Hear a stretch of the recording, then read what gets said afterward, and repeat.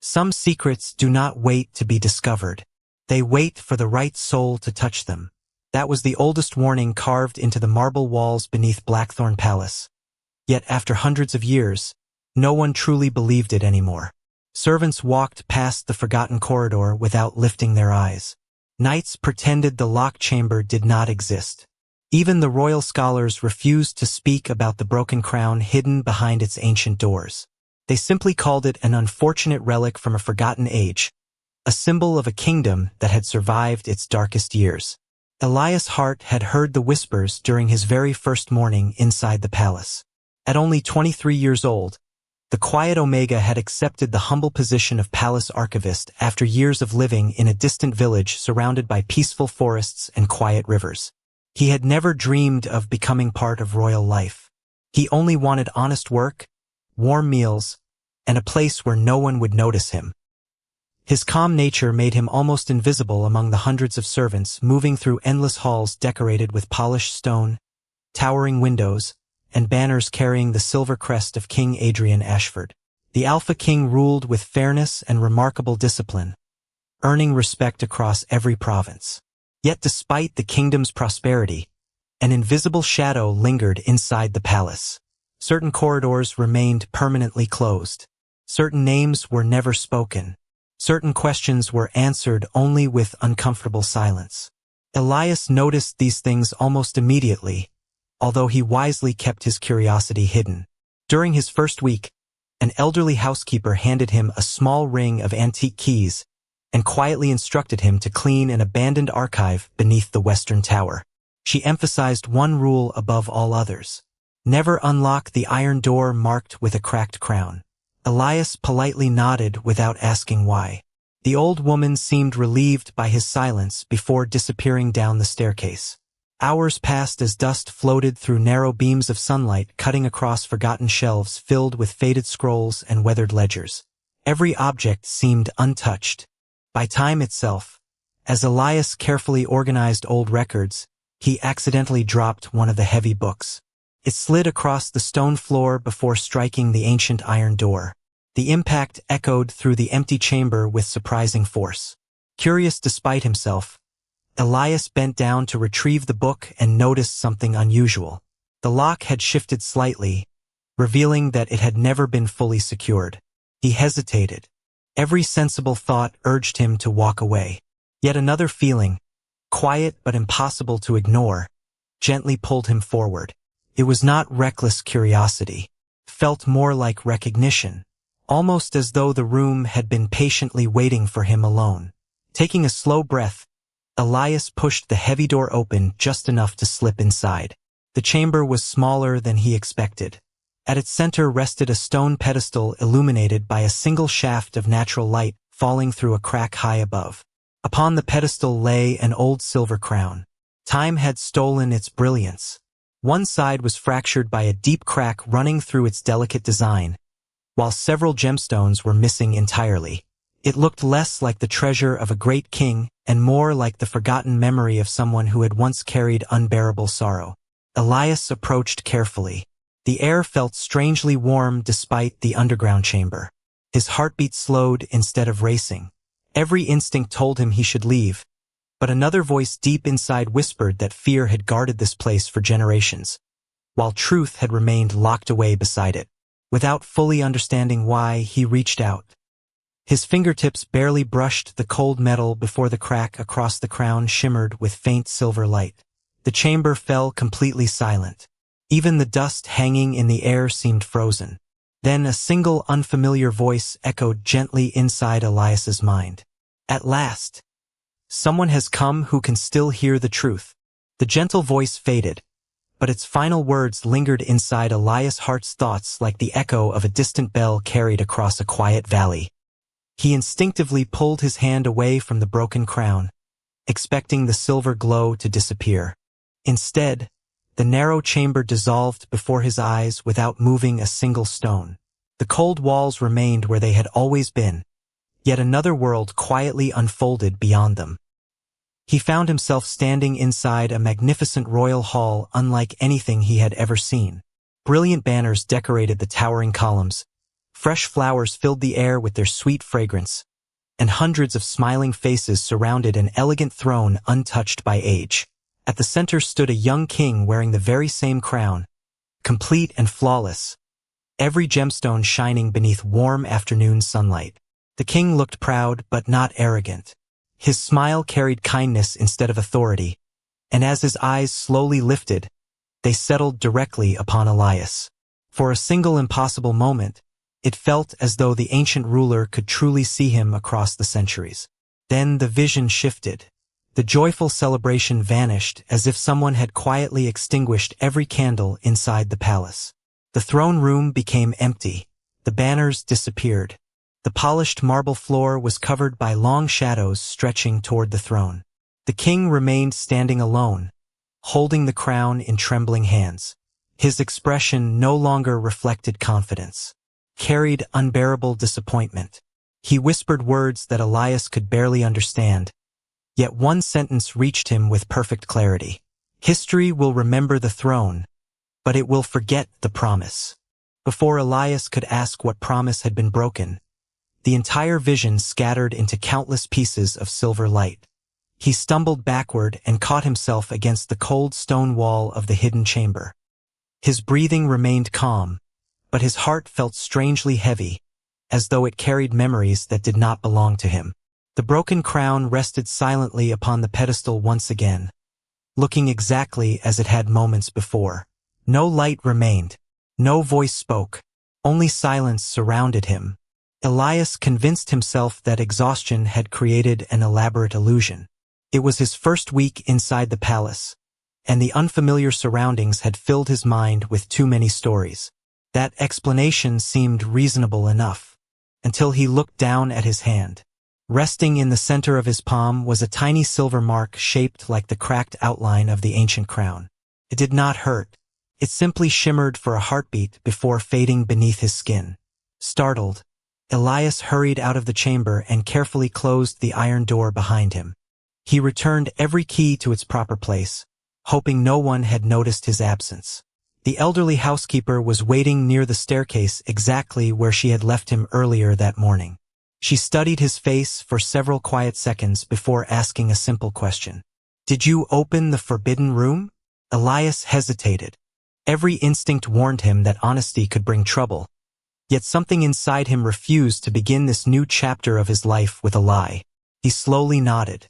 The old woman's expression did not become angry. Instead, every trace of color disappeared from her face. She whispered a frightened prayer under her breath before stepping away from him. "You must never return there," she said softly. "If the palace learns what happened, they will not fear the crown. They will fear the one it answered." Before Elias could ask what she meant, the sound of approaching footsteps echoed through the corridor. Royal guards entered from the eastern passage, moving with disciplined precision. They stopped only a few feet away, then respectfully lowered their heads. "His Majesty requests the presence of the new archivist," their captain announced. Elias felt his pulse quicken. He had never met King Adrian Ashford. He had certainly never expected the ruler of the kingdom to summon him before the end of his first week.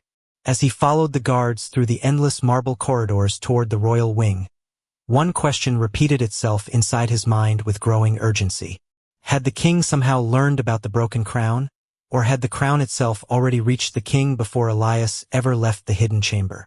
The royal guards led Elias through corridors that seemed to stretch endlessly beneath high vaulted ceilings, decorated with painted scenes of victories, celebrations, and peaceful harvests. Every polished floor reflected the morning light, pouring through enormous windows, yet despite the palace's beauty, an uneasy silence followed each step he took. Servants respectfully moved aside as the guards passed, but many quietly glanced toward the young Omega with puzzled expressions. Elias lowered his eyes, hoping to avoid unnecessary attention, although his thoughts remained fixed upon the mysterious voice, the strange vision, and the fading silver mark beneath his skin. When they finally reached the royal audience chamber, two towering doors slowly opened without a sound. Inside, the room felt remarkably simple compared to the rest of the palace. Instead of excessive luxury, Elegant wooden shelves filled with carefully organized books surrounded a spacious desk covered with maps, official letters, and reports from every province of the kingdom. Standing beside the window was King Adrian Ashford himself. The Alpha King looked exactly as countless portraits had portrayed him, yet somehow more human than the paintings ever suggested. His black hair rested neatly above calm gray eyes that reflected careful observation rather than cold authority. He wore a dark royal uniform embroidered with silver thread, but no crown rested upon his head. He dismissed the guards with a quiet gesture before turning his full attention toward Elias. For several long moments, neither of them spoke. Adrian simply studied the young Omega with patient curiosity, as though searching for something that words could not explain. Finally, the king broke the silence with an unexpectedly gentle question.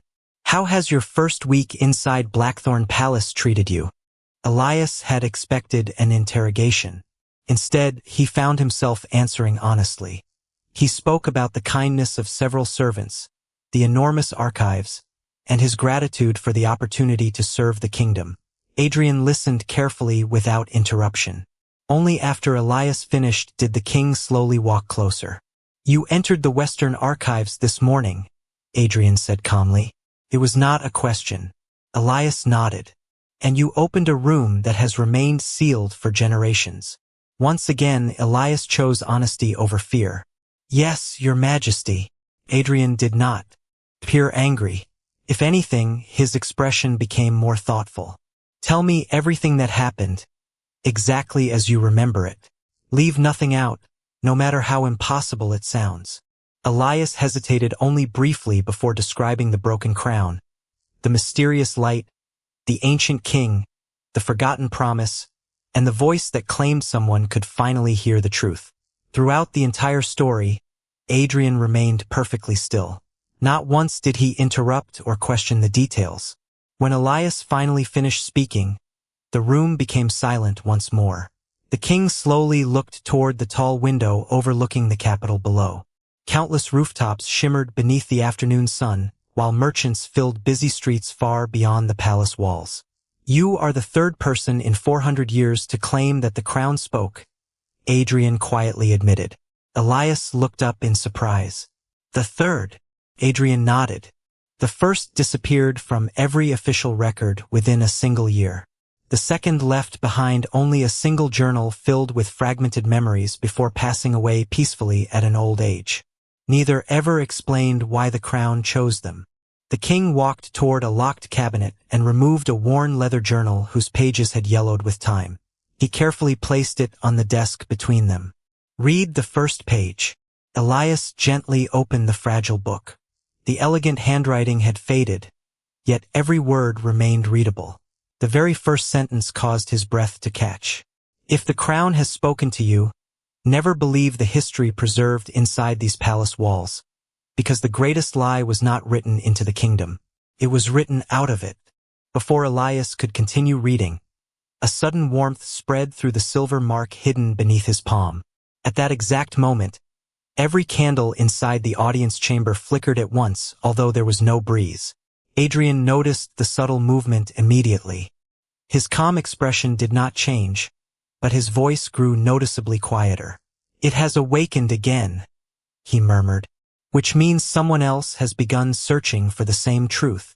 Elias slowly lifted his eyes from the journal to meet the king's steady gaze. For the first time since arriving at Blackthorn Palace, he realized that Adrian was not merely studying him out of curiosity. The Alpha King had been waiting for someone exactly like him for far longer than either of them had ever imagined. The atmosphere inside the audience chamber remained unusually still long after the candles stopped flickering. Elias carefully closed the weathered journal, but the words from its opening page refused to leave his mind. If the greatest lie had truly been erased instead of recorded, then every lesson taught throughout the kingdom might have been incomplete. King Adrian quietly returned the journal to the locked cabinet before walking toward an enormous map displayed across the far wall. Countless villages, rivers, forests, and mountain ranges had been marked with meticulous precision, yet one location near the center of the kingdom had been deliberately left blank. Elias noticed the empty space immediately. "Why is that place missing?" he asked before realizing he had spoken aloud.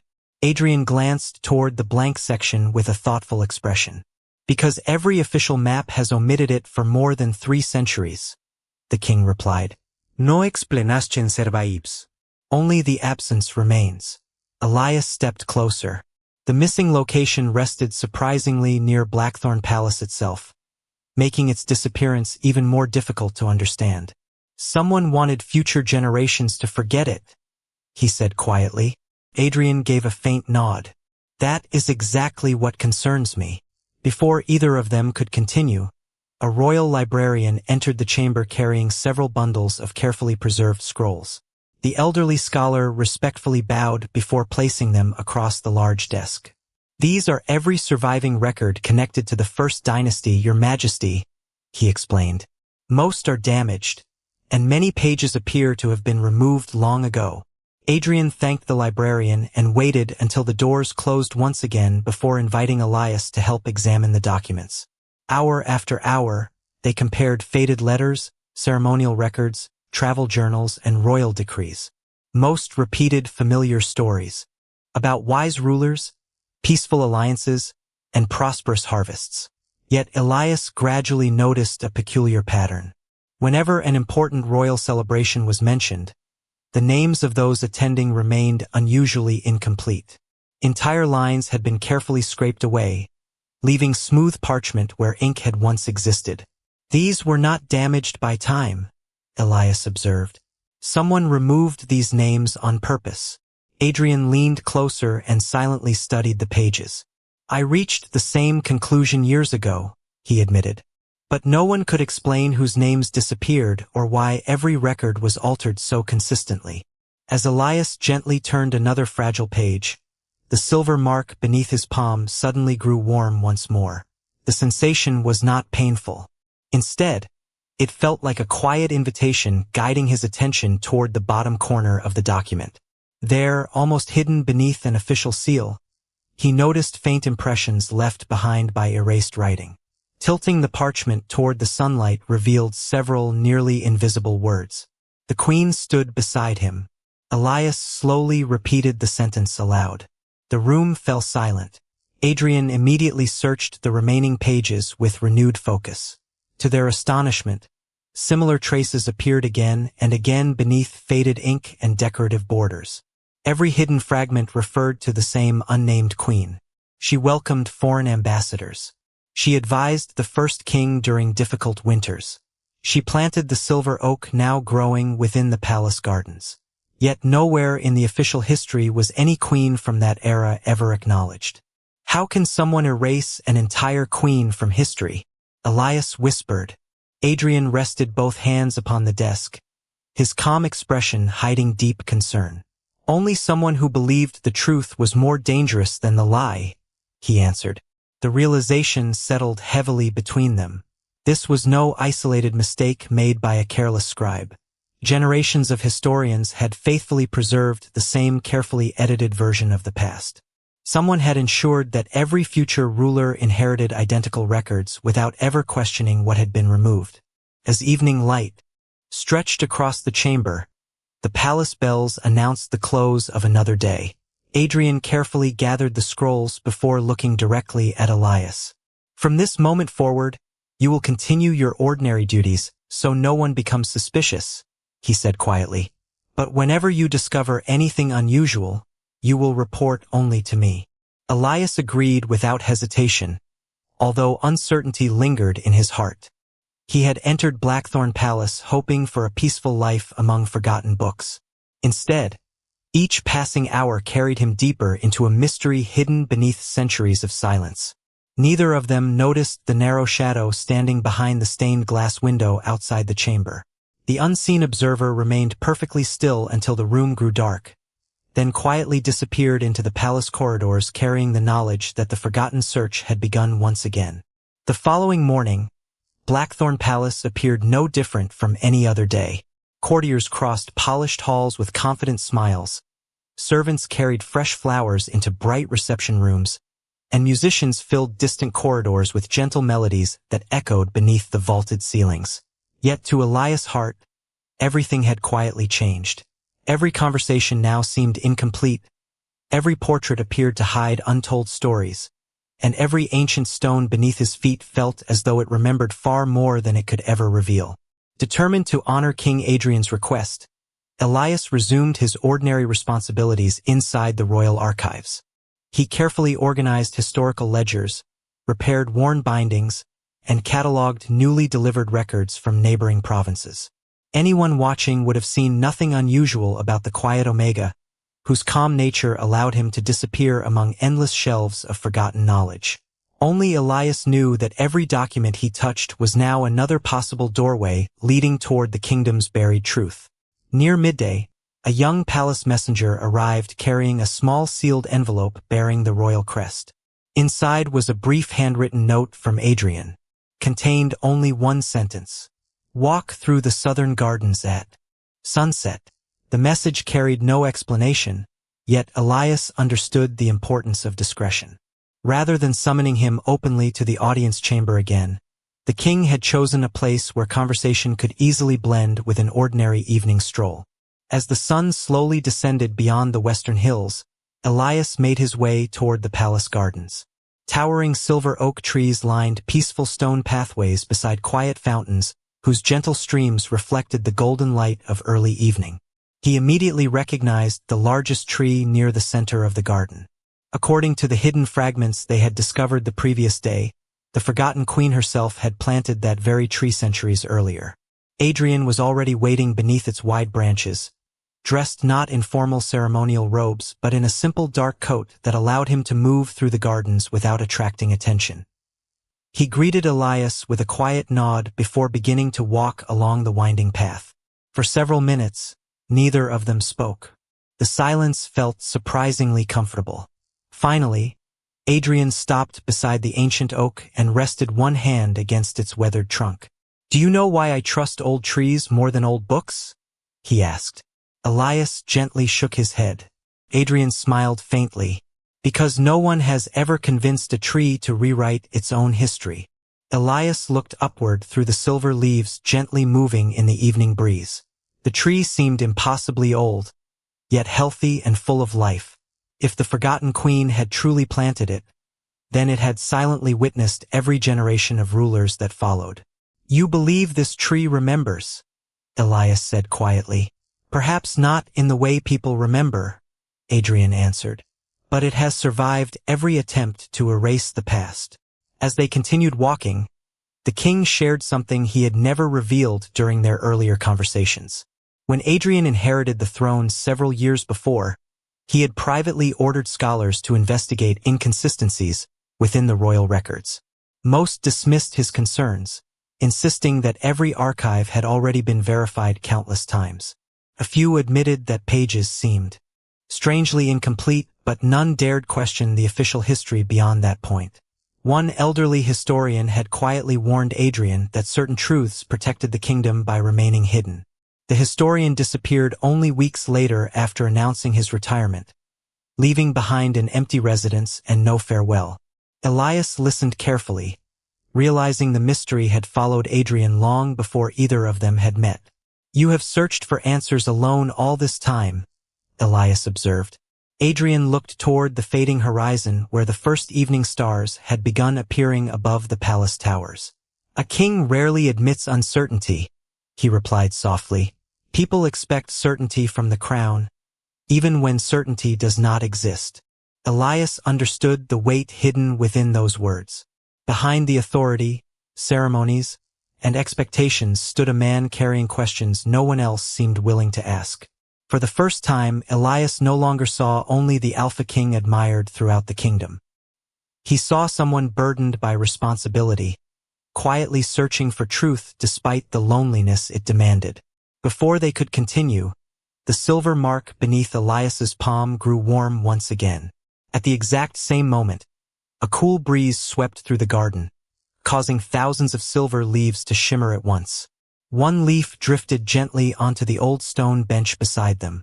Unlike every other leaf, Delicate golden words slowly appeared across its surface. Neither Elias nor Adrian had touched it, yet both could clearly read the brief message before the glowing letters gradually faded into the night. Look beneath the Queen's first promise before the next full moon. The leaf crumbled into ordinary dust only seconds later, leaving the two of them standing beneath the silent silver oak with another impossible clue and the growing certainty that whatever had awakened within the broken crown had only just begun to reveal its forgotten path. Neither Elias nor Adrian spoke for several moments after the glowing words vanished from the silver leaf. The quiet garden seemed unchanged, yet both of them understood they had crossed another invisible threshold. The message had not appeared as a dream or distant vision. It had unfolded before both of their eyes, leaving no room for doubt that the forgotten mystery was actively guiding them somewhere. Adrian carefully looked around the peaceful garden before lowering his voice. From now on, we assume we are being watched.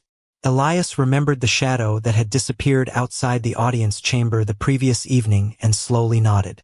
The possibility no longer felt like suspicion, felt like certainty. Rather than discussing the message further beneath the ancient tree, Adrian suggested they continue walking as though they were simply enjoying the cool evening air. Palace servants occasionally passed along nearby paths, offering respectful bows before continuing their duties without interruption. Everything appeared perfectly ordinary, yet the king deliberately changed directions several times, quietly confirming whether anyone attempted to follow them. No one did. At least, no one openly revealed themselves. Once they reached a secluded greenhouse filled with fragrant white lilies, Adrian finally stopped beside an old marble fountain. "The Queen's first promise," he repeated thoughtfully. "That phrase has never appeared in any surviving record I have studied." Elias closed his eyes for a moment, searching his memory. "The crown showed me only fragments," he admitted. "But the first king spoke about a promise that history would forget." Perhaps both messages described the same event. Adrian considered the possibility before turning toward the fountain. Flowing water quietly reflected the fading colors of sunset, creating gentle patterns across the marble floor. If so, then whoever erased the queen from history also erased the promise connected to her. Elias glanced toward the towering silver oak visible through the greenhouse windows. Suddenly another thought entered his mind. What if the promise is not written at all? Adrian looked at him with quiet curiosity. "Explain." Elias took a slow breath. "The message told us to look beneath the queen's first promise, not inside it or among it. If she planted the silver oak herself, perhaps the promise was made when the tree first took root. The promise could be beneath the tree rather than inside any book." Adrian's expression brightened with genuine surprise. It was the first hopeful look Elias had seen since entering the palace. "That is exactly the kind of question my scholars never asked," the king said with a faint smile. They searched libraries while overlooking the living witness standing in the center of the gardens. They agreed not to investigate immediately. Digging beneath the kingdom's oldest tree without preparation would attract unnecessary attention, especially while the palace remained full of servants and visiting officials. Instead, Adrian proposed waiting until the following evening, when a charitable banquet would occupy nearly every noble inside the grand ballroom. The celebration would provide enough distraction for them to quietly examine the ground around the ancient roots. As they finalized their plan, soft footsteps echoed outside the greenhouse.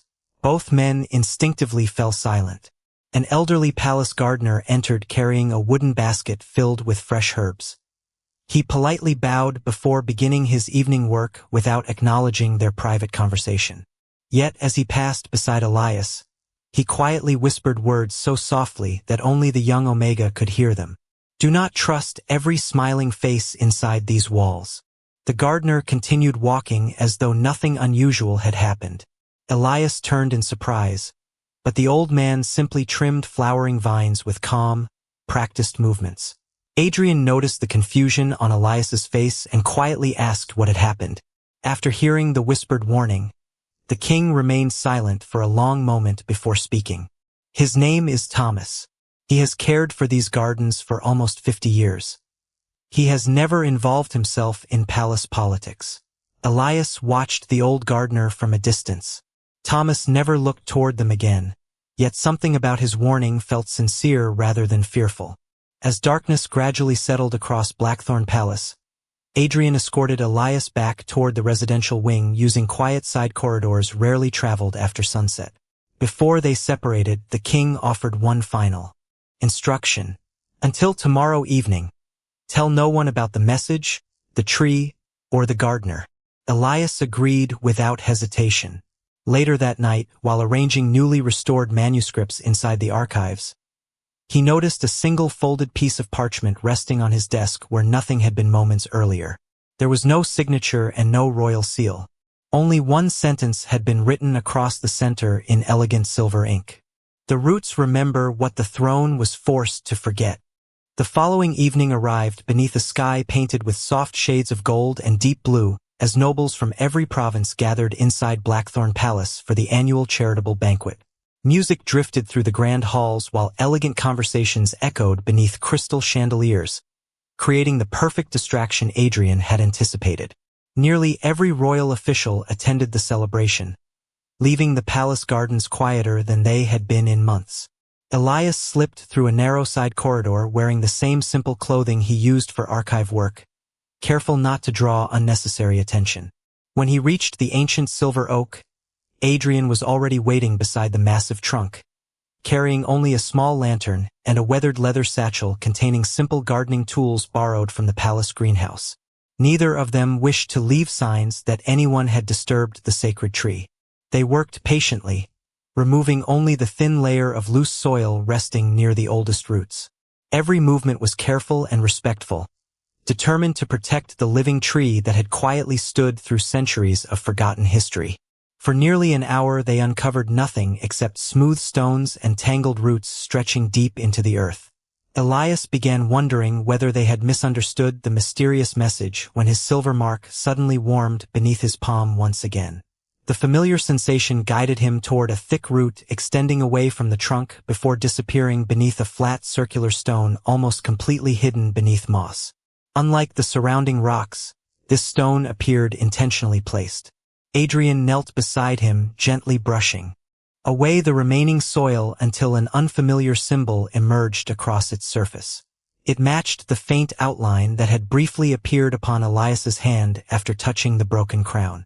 Without speaking, Elias rested his palm upon the carved symbol. The earth remained perfectly still, yet a quiet vibration traveled through the stone before a soft clicking sound echoed beneath the roots. Slowly, the circular stone shifted aside by only a few inches, revealing a narrow bronze box sealed against time. Neither lock nor keyhole protected it. Instead, delicate silver vines had been engraved across its lid alongside a single sentence written in the oldest form of the kingdom's language. Adrian recognized only a few words, but Elias somehow understood every letter the moment he looked at them. For the one who chooses truth above comfort, he quietly translated. Adrian looked at him with renewed amazement. You have never studied the first tongue. Elias gently shook his head. I have not. I simply know what it says. The realization settled between them with quiet certainty. Whatever connection the broken crown had awakened was growing stronger with every discovery. Adrian carefully lifted the lid. Inside rested a folded piece of pale blue cloth wrapped around a beautifully preserved parchment tied with a silver ribbon.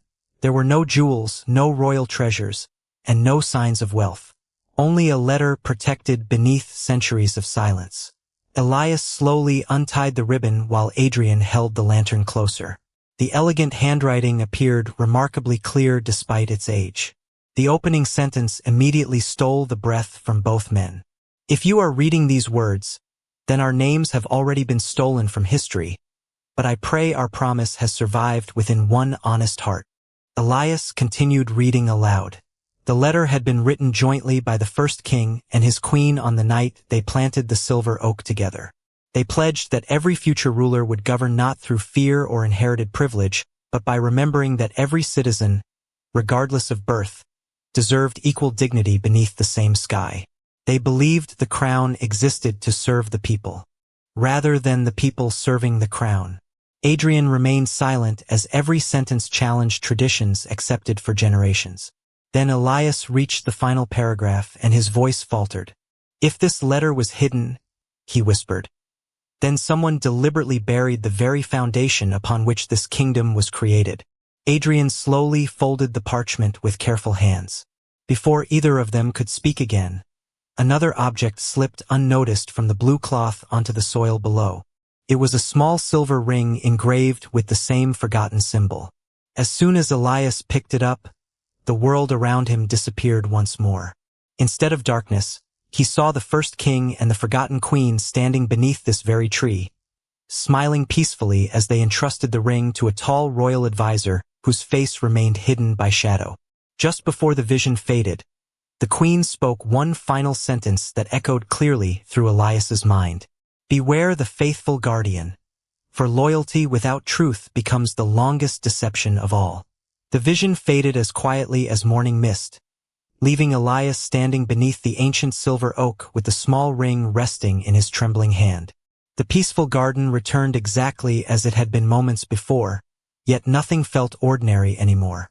Adrian immediately noticed the change in Elias's expression.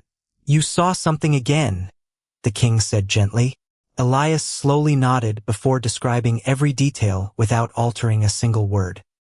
He spoke of the first king and the forgotten queen standing beneath the newly planted tree, the mysterious royal advisor whose face remained hidden by shadow, and the queen's final warning that loyalty without truth could become the longest deception of all. Adrian listened with complete attention, his calm gray eyes fixed upon the silver ring. When Elias finished, the king remained silent for several moments before carefully taking the ring into his own hands. The ancient engraving matched the forgotten symbol carved beneath the stone and the fading mark that had first appeared on Elias's palm. "This was never meant to be jewelry," Adrian observed quietly. "It is a seal." Elias looked closer. Tiny grooves lined the inner edge of the ring, as though it had once been pressed into warm wax to authorize important royal documents. "If the advisor carried this seal," Elias said thoughtfully, "then every order issued in the names of the first king and queen could have passed through his hands." Adrian slowly returned the ring, which means the person trusted to protect their promise also possessed the power to change how history remembered it. Neither of them spoke again until they had carefully returned the bronze box beneath the roots exactly as they had found it.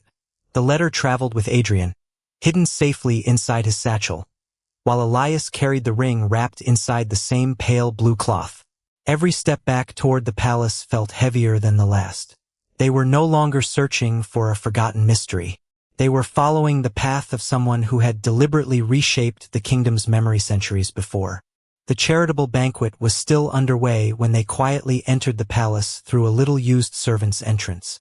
Music echoed faintly through distant corridors, masking their footsteps as they made their way toward Adrian's private study.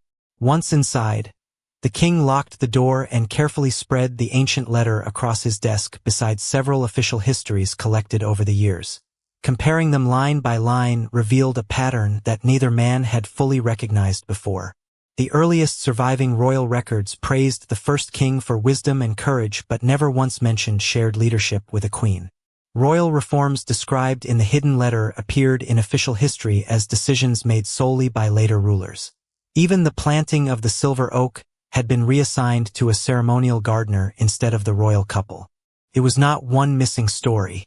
It was hundreds of carefully adjusted details creating an entirely different version of the kingdom's beginning. "Someone rewrote history without changing every page," Adrian murmured. "They only changed the pages that shaped how future generations would understand the crown." Elias suddenly remembered another detail from his vision. The advisor's face was hidden, he said, "not because I could not see him. It felt as though something was preventing me from recognizing him." Adrian considered that possibility before opening a locked drawer beneath his desk. Inside rested several wax impressions collected from royal documents spanning different centuries. One by one, he compared each seal against the engraving on the ancient ring. Most shared similar designs, yet one impression caused him to pause. It belonged to the office known throughout the kingdom as the Royal Guardian, the highest advisor serving every monarch from one generation to the next. Although each guardian had a different name, the office itself always carried the same symbolic seal. The resemblance was unmistakable. "The faithful guardian," Adrian whispered. "Not one person, but an office that survived every dynasty." Before either of them could examine the evidence further, 3 slow knocks echoed against the study door. Adrian instinctively covered the ancient letter while Elias concealed the ring inside his sleeve.